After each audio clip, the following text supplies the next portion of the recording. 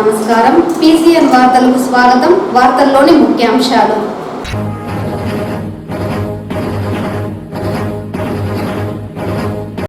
తిరుమల క్షేత్రాన్ని ఆదర్శ నగరంగా తీర్చిదిద్దడమే తిరుమల విజన్ 2047 లక్ష్యం. TTD EO Shyamala Rao.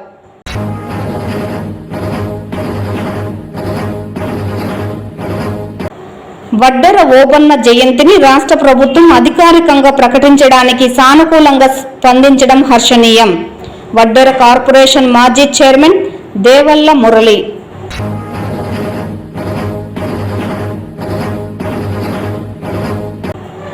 కాణిపాకంలోని ప్రధాన ఆలయం మినహా ఎక్కడైనా కాణిపాకానికి వచ్చే యాత్రికులలో భక్తులు ఫోటోలు తీసుకునేలా అవకాశాలు కల్పిస్తున్నాం. కాణిపాకం ఆలయ ఈవో పెంచల కిషోర్.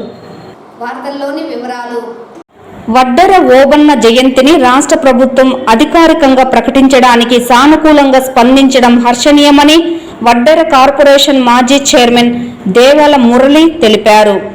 ఆదివారం చిత్తూరు ప్రెస్ క్లబ్లో ఏర్పాటు చేసిన విలేకరుల సమావేశంలో ఆయన మాట్లాడుతూ వడ్డెర కులస్తుల ఆరాధ్య దైవం వడ్డెర ఓబన్న జయంతి వేడుకలను రాష్ట్ర ప్రభుత్వం అధికారికంగా ప్రకటించాలని సీఎం నారా చంద్రబాబు నాయుడు దృష్టికి తీసుకువెళ్లగా సానుకూలంగా స్పందించారని బీసీ మంత్రి సబితమ్మ ఆమోదించడం సంతోషదాయకమన్నారు. త్వరలోనే అధికారికంగా జీవో విడుదల కానుందని తెలిపారు. ఈ నెల 29వ తేదీన భారీ ఎత్తున వడ్డెర కులస్తులతో బహిరంగ సమావేశం నిర్వహిస్తామని, ఈ సమావేశానికి చిత్తూరు పూతలపట్టు ఎమ్మెల్యేలు ఎంపీలను ఆహ్వానిస్తున్నట్లు తెలిపారు.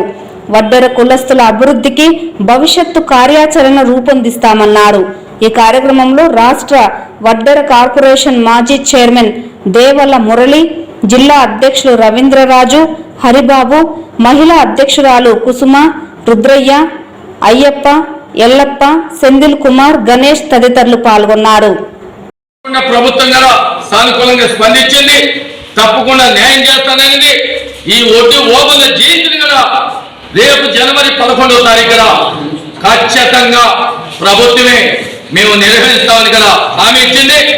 మరి ఎస్టీ జాబ్ అనేది మా కులానికి చాలా కీలకమైంది. మన పక్కనే కర్ణాటక ఉంది. మా యొక్క జాతి ఎస్సీగా ఉన్నారు. ఇప్పటికే 7 మంది ఎమ్మెల్యేలు ఉన్నారు, మంత్రులు ఉన్నారు.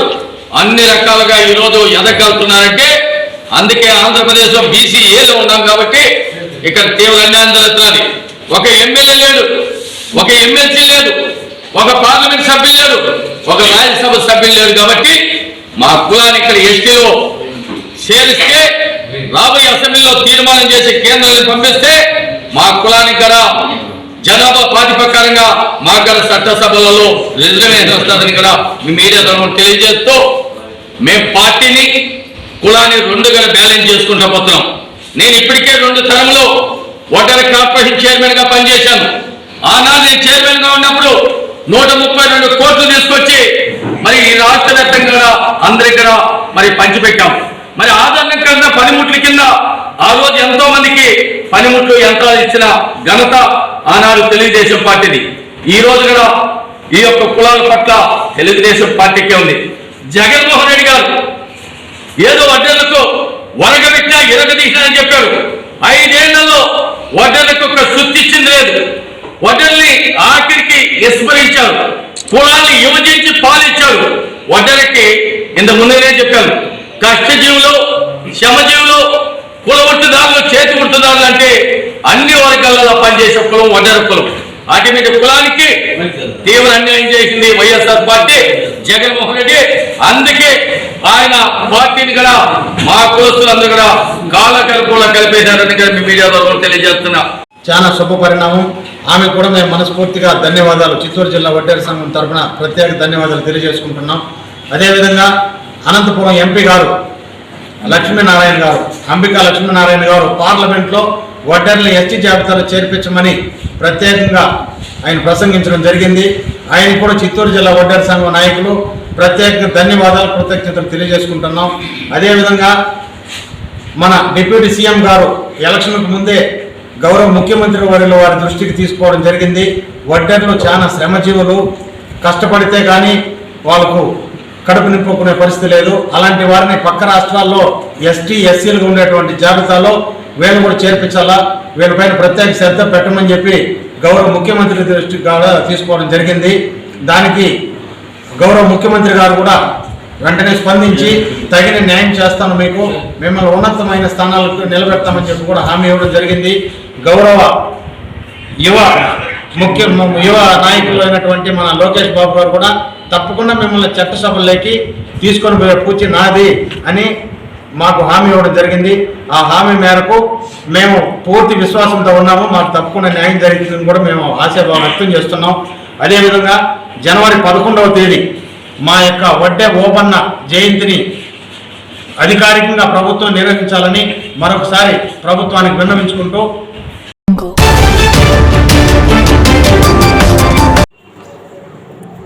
కాణిపాకంలో ప్రధాన ఆలయంలో మినహా ఎక్కడైనా కాణిపాకానికి వచ్చే యాత్రికులు భక్తులు ఫోటోలు తీసుకునేలా అవకాశం కల్పించినట్లు కాణిపాకం ఆలయ ఈవో పెంచల కిషోర్ అన్నారు.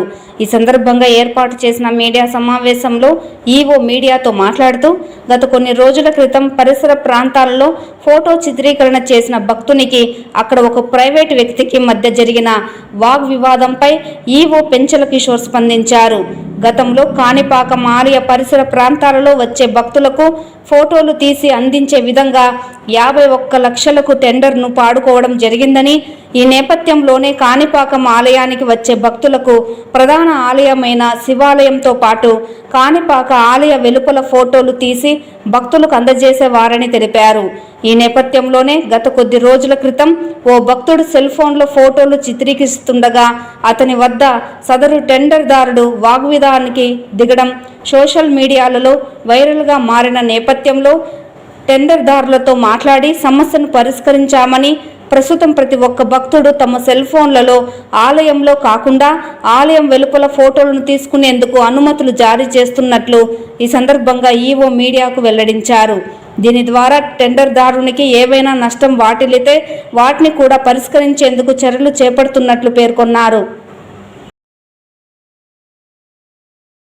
సో ఇప్పుడు గత 4-5 రోజుల నుంచి ఆ టెండర్దారులతో మాట్లాడి యాత్రికులకి భక్తులకి అసౌకర్యంగా ఉంది కాబట్టి అతన్ని రిక్వెస్ట్ చేసుకున్నాము. అతనికి కావాల్సిన నియమ నిబంధనల ప్రకారం ఒకవేళ ఆర్థికంగా అతను నష్టపోయింటే దాని గురించి ఆలోచిద్దాము. ముందు యాత్రికుల్ని భక్తుల్ని ఫోటోలు తీసుకోవడానికి అనుమతించమని చెప్పాం. ఆయన దగ్గర రిటర్న్గా తీసుకున్న తర్వాత భక్తులు అనుమతిస్తున్నాం. ఇప్పుడు అందరూ కూడా వచ్చి స్వేచ్ఛగా సెల్ ఫోన్లలో వాళ్ళ సెల్ ఫోన్లోనే ఫోటోలు తీసుకుంటున్నారు. సో ఇది ఇట్ వాజ్ గట్ రెక్టిఫైడ్. అందరికి కూడా భక్తులందరూ కూడా సంతోషం వ్యక్తపరిచారు. 2-3 యాత్రికులతో కూడా భక్తులతో కూడా మనం మాట్లాడడం జరిగింది. వాళ్ళు కూడా సంతోషంగా ఉన్నారు. ఒకవేళ టెండర్కి ఎవరైతే పాడారో వాళ్ళకి ఏదైనా ఆర్థికంగా నష్టం జరిగితే అది will look after that issue later stage. ఇప్పుడు మాత్రం అందరూ కూడా ఆనందంగా ఉన్నారు. ఈ ఏరియాలో సెల్ ఫోన్లో చిత్రీకరించుకోవడానికి, సెల్ ఫోన్లో ఫోటోలు కానీ వీడియోలు తీసుకోవడానికి ఎటువంటి రెస్ట్రిక్షన్స్ లేవు. ఇటీవల రోడ్డు ప్రమాదంలో మృతి చెందిన ఉపాధ్యాయుని మరణానికి రాష్ట్ర ప్రభుత్వమే ప్రధాన నిందితులు అని యూటీఎఫ్ రాష్ట్ర కార్యదర్శి జీవి రమణ ఆరోపించారు. శనివారం రాత్రి చిత్తూరు నగరంలోని డిఈఓ కార్యాలయం నుండి నగరంలోని గాంధీ విగ్రహం వద్ద తలుపులపల్లి వద్ద రోడ్డు ప్రమాదంలో మరణించిన ఉపాధ్యాయుడు సిద్ధయ్య శెట్టికి కొవ్వొత్తుల ప్రదర్శనతో ఘన నివాళులర్పించారు. ఈ సందర్భంగా ఆయన మీడియాతో మాట్లాడుతూ పేపర్ లీక్ కావడానికి కారణమైన వారిని శిక్షించకుండా ఉపాధ్యాయులను బలిపశువులను చేయడం సమంజసం కాదన్నారు. ఉపాధ్యాయులను విద్యార్థులకు బోధించడానికి మాత్రమే అనుమతించాలని, బోధనేతర పనులతో ఒత్తిడికి గురి చేయకూడదని కోరారు. ఎఫ్ఎల్ఎన్ శిక్షణలో 2 ఉపాధ్యాయులు గుండెపోటుతో మరణించారని, రోడ్డు ప్రమాదంలో మరో ఉపాధ్యాయుడు మరణించారని, గతంలో నాడు నేడు పనులలో మానసిక ఒత్తిడికి గురై ఎంతో మంది ఉపాధ్యాయులు ప్రాణాలు కోల్పోయారని ఈ సందర్భంగా గుర్తు చేశారు. దీనిని తీవ్రంగా ఖండిస్తున్నామన్నారు. ప్రభుత్వం అనాలోచిత నిర్ణయాల వల్ల ఉపాధ్యాయులు ప్రాణాలు కోల్పోతున్నారని, ఇదే విధానం కొనసాగితే రాబోయే పరీక్షలను బాయ్కాట్ చేస్తామని హెచ్చరించారు. ఈ కార్యక్రమంలో యూటీఎఫ్ రాష్ట్ర జిల్లా నాయకులు పాల్గొన్నారు. గత 3 రోజుల క్రితం ఉత్తమ ఉపాధ్యాయుడిగా విశేషమైనటువంటి సేవలు అందించి అధికారిక విధుల్లో రాష్ట్ర విద్యాశాఖ అధికారులు అసంబద్ధమైనటువంటి నిర్ణయాల వలన అసువులు బాసినటువంటి సిద్ధయ్య శెట్టి గారు దుర్మరణం చెందడం చాలా బాధాకరమైనటువంటి అంశం అని చెప్పేసి ఈ సందర్భంగా విద్యాశాఖ అధికారులు తమ యొక్క ఆత్మ పరిశీలన చేసుకుని రాష్ట్ర వ్యాప్తంగా ఉన్నటువంటి 1,75,000 మంది సమిధులవుతున్నారు. ఈరోజు ప్రభుత్వ విద్యలో విపరీతమైనటువంటి ఒత్తిడి ఉన్నది. ఎప్పుడు లేని విధంగా ఈరోజు పరీక్ష పేపర్లను పోలీస్ స్టేషన్లలో కస్టడీలో ఉంచి ఉదయం ఒకసారి మధ్యాహ్నం ఒకసారి వచ్చి తీసుకెళ్లేటటువంటి వింత నిర్ణయాలు తీసుకోవడము ఈరోజు సిద్ధయ్య శెట్టి గారు మృతి చెందడానికి కారణమైందని చెప్పేసి మేము భావిస్తున్నాము. ఏదేమైనప్పటికీ ఉపాధ్యాయులుగా చదువు తప్ప అన్ని పనులు మా దగ్గర చేస్తున్నారు. మేము రాష్ట్ర ప్రభుత్వానికి, ప్రభుత్వ పెద్దలకు, విద్యాశాఖ అధికారులకు తెలియజేసేది ఒకటే, మేము చదువు చెప్పడానికి నియామకమైనాము. చదువు మా దగ్గర చెప్పించండి, అంత తప్ప మిగిలిన పనులకు మమ్మల్ని వాడుకుంటూ ఈరోజు ప్రభుత్వ పాఠశాలలో బిడ్డలకు న్యాయమైనటువంటి నాణ్యమైనటువంటి విద్య అందనటువంటి దౌర్భాగ్యకరమైనటువంటి పరిస్థితి అంతుంది. ఇటీవల చూస్తే ఒకే పాఠశాలలో పనిచేసేటువంటి 2 ఉపాధ్యాయులు ఒక యూపీ పాఠశాలలో పనిచేస్తుంటే ఒకరేమో లీడర్షిప్ ట్రైనింగ్, మరొకరు జ్ఞానజ్యోతి ట్రైనింగ్. మరి బిడ్డలకు చదువు ఎవరు చెప్తారు, బిడ్డలకు పాఠాలు ఎవరు చెప్తారు? అడిగితే మేము నిర్ణయం తీసుకున్నాం, మీరు పాల్గొనాల్సిందే అని చెప్పేసి ఒత్తిడి చేస్తున్నటువంటి పరిస్థితి ఉంది. ఇప్పటికైనా సరే రాష్ట్ర ప్రభుత్వం పునరాలోచన చేసి విద్యాశాఖతో ఈ రకమైనటువంటి అసంబద్ధమైన నిర్ణయాలు వెనక్కి తీసుకొని ప్రశాంతమైనటువంటి వాతావరణం కల్పించాలని చెప్పేసి ఈ సందర్భంగా మేము విజ్ఞప్తి చేసుకుంటూ అసువులు బాసినటువంటి సిద్ధయ్య శెట్టి గారికి ప్రగాఢమైనటువంటి సంతాపాన్ని, అదేవిధంగా సానుభూతిని యూటీఎఫ్ చిత్తూరు జిల్లా శాఖ పక్షాన తెలియపరుస్తున్నాం. స్థానిక నాయుడు బిల్డింగ్స్ లోని విజయం విద్యా సంస్థల ఆధ్వర్యంలో హెల్మెట్ పై అవగాహన ర్యాలీని డీఎస్పీ సాయినాథ్ మరియు ట్రాఫిక్ సిఐ నిత్యబాబు ప్రారంభించారు. సుమారు 100 మందికి పైగా పాల్గొన్న ఈ ర్యాలీ విజయం డిగ్రీ కళాశాల నుండి ప్రారంభమై గాంధీ కూడలి ద్వారా దర్గా కూడలి, పాత బస్టాండ్ మీదుగా జిల్లా కోర్టు భవనం వరకు నిర్వహించారు. ఈ సందర్భంగా విద్యా సంస్థల అధినేత తేజోమూర్తి మాట్లాడుతూ ద్విచక్ర వాహనాల ద్వారా నిరంతరం జరుగుతున్న విపత్తులను, ప్రాణ నష్టాన్ని తెలియజేస్తూ తమ విద్యా సంస్థల్లో అన్ని విభాగాల్లోని సిబ్బందులు హెల్మెట్ తప్పకుండా ధరించి వాటి ద్వారా ఏర్పడు విపత్తులను అరికట్టాలని సూచించారు.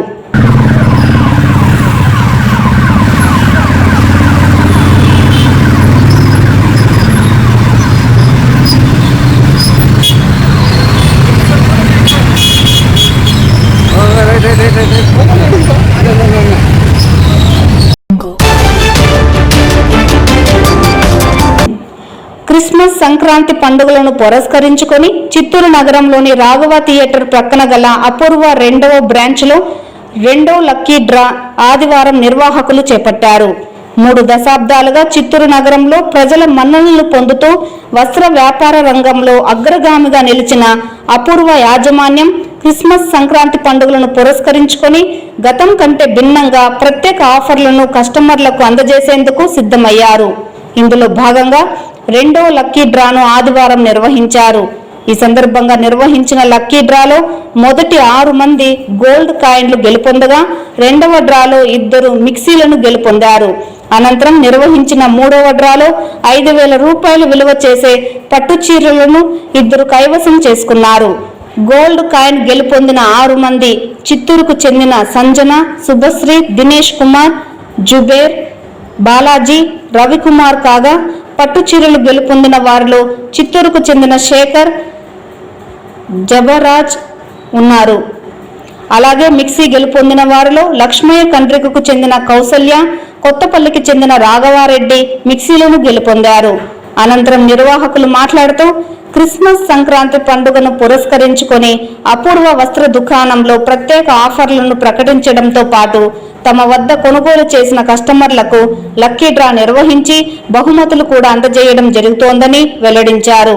ఎప్పటికప్పుడు కస్టమర్లను ఆకర్షించడంలో భాగంగా ప్రత్యేక ఆఫర్లను ప్రకటించడంతో పాటు బహుమతులు ప్రదానం చేపట్టడం జరుగుతోందని, మరిన్ని ఆఫర్లతో కస్టమర్ల ముందుకు వెళ్లడంతో పాటు మెగా బంపర్ డ్రాను సంక్రాంతి పండుగ పర్వదినాలను నిర్వహించి 3కి హోండా యాక్టివా స్కూటర్లు అందజేయనున్నట్లు తెలిపారు. 2వ విజేతకి సింగిల్ డోర్ ఫ్రిడ్జ్లు 3కి ఇవ్వడం జరుగుతుందని, అలాగే 3వ బహుమతిగా 5G మొబైల్ ఫోన్లను 5 మందికి అందజేయడం జరుగుతుందని వెల్లడించారు.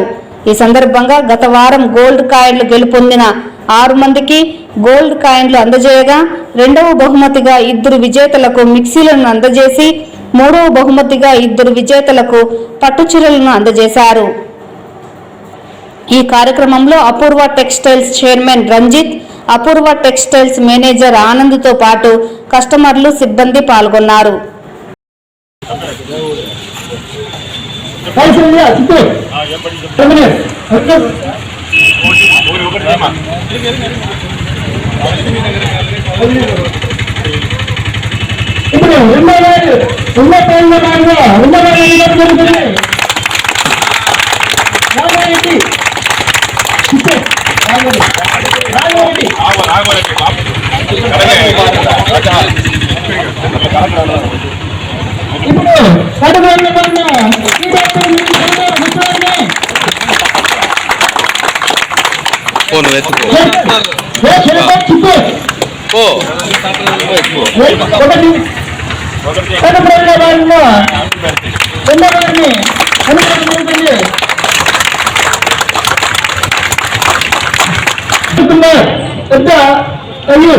చిత్తూరు వీరికి 6వ లోటు కానీ ఉన్నాం. వీరికి లోటు కానీ ఉన్నాం.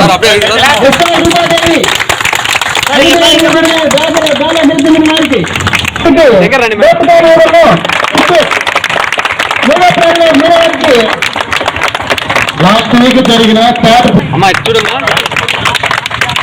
వీక్ జరిగిన లక్కీ డ్రాలో first prize 4th number 6,000.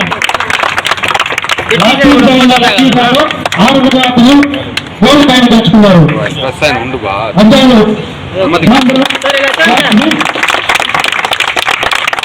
Last week జరిగిన లక్కీ డ్రాలో పట్టు చీర చేయబడుతుంది. పట్టు సార్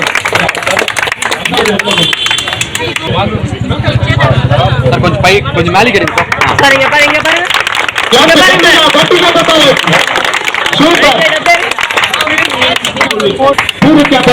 మిక్సీ ప్రజెంట్ చేస్తున్నారు.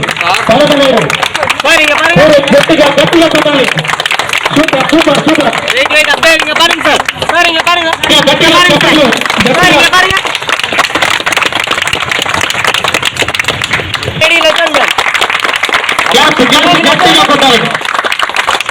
పూజశ్రీ గట్టిగా. ప్రభుత్వ పాఠశాలల్లో విధులు నిర్వహిస్తున్న ఆయమ్మలను పండుగ పూట రాష్ట్ర ప్రభుత్వం పస్తులు పెడుతోందని ఏఐటీయూసీ నేతలు ఆగ్రహం వ్యక్తం చేశారు. ప్రభుత్వ పాఠశాల ఆయమ్మల వర్కర్స్ యూనియన్ ఏఐటీయూసీ అనుబంధ సంఘ సమావేశం బంగారుపాలెం మండలం ఎంపీడీఓ కార్యాలయంలో ఆయమ్మల వర్కర్స్ యూనియన్ రాష్ట్ర అధ్యక్షులు జయకుమారి, గౌరవ అధ్యక్షులు నాగరాజు అధ్యక్షతన నిర్వహించారు. ఈ సందర్భంగా వారు మీడియాతో మాట్లాడుతూ ప్రభుత్వ పాఠశాలల్లోని విద్యార్థులకు ఎలాంటి అంటురోగాల బారిన పడకుండా ప్రతినిత్యం విధులు నిర్వహిస్తూ ఉన్న ఆయమ్మలకు 6 నెలలుగా జీతాలు మంజూరు చేయకపోవడంతో తీవ్ర ఇబ్బందులు ఎదుర్కొంటున్నారని, ఇది ప్రభుత్వ మొండి వైఖరికి నిదర్శనంగా భావిస్తున్నామన్నారు. ప్రభుత్వ జీవో నెంబర్ 108 ప్రకారం 11,500 రూపాయలను ఆయమ్మలకు చెల్లించడంతో పాటు గుర్తింపు కార్డులు మంజూరు చేసి యూనిఫామ్లు, సోపు, ఫెనాయిల్, గ్లౌజ్, పిఎఫ్, ఈఎస్ఐ అమలు చేయాలని డిమాండ్ చేశారు. అలాగే రాజకీయ వేధింపులు మానుకోవడంతో పాటు రాజకీయ ఒత్తిడులకు లొంగి పుంగోడి, కళావతులను విధుల నుండి తొలగించారని, వారిని వెంటనే విధుల్లోకి చేర్చుకోవాలని డిమాండ్ చేశారు. రాష్ట్ర ప్రభుత్వం తమ డిమాండ్లను పరిష్కరించని పక్షంలో, పెండింగ్లో ఉన్న 6 నెలల జీతాలను చెల్లించని పక్షంలో జిల్లా కలెక్టర్ కార్యాలయాన్ని ముట్టడిస్తామని హెచ్చరికలు జారీ చేశారు. ఈ సమావేశంలో నాయకులు దాసరి చంద్ర, ప్రతిభ, వనిత, భారతి, గీత, కళ్యాణి, వేదవతి, చిట్టమ్మ తదితరులు పాల్గొన్నారు.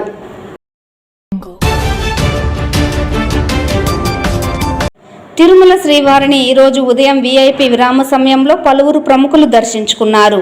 స్వామివారిని దర్శించుకున్న వారిలో నటుడు మంచు విష్ణు, అరకు ఎంపీ తనుజారాణి వేరువేరుగా స్వామివారి సేవలో పాల్గొని మొక్కులు చెల్లించుకున్నారు. శ్రీవారి దర్శనార్థం తిరుమలకు విచ్చేసిన వీరికి ఆలయ అధికారులు స్వాగతం పలికి దర్శన ఏర్పాట్లు చేశారు. అనంతరం రంగనాథ మండపంలో వేద పండితులు వేద ఆశీర్వచనం చేసి స్వామివారి తీర్థ ప్రసాదాలను అందజేశారు.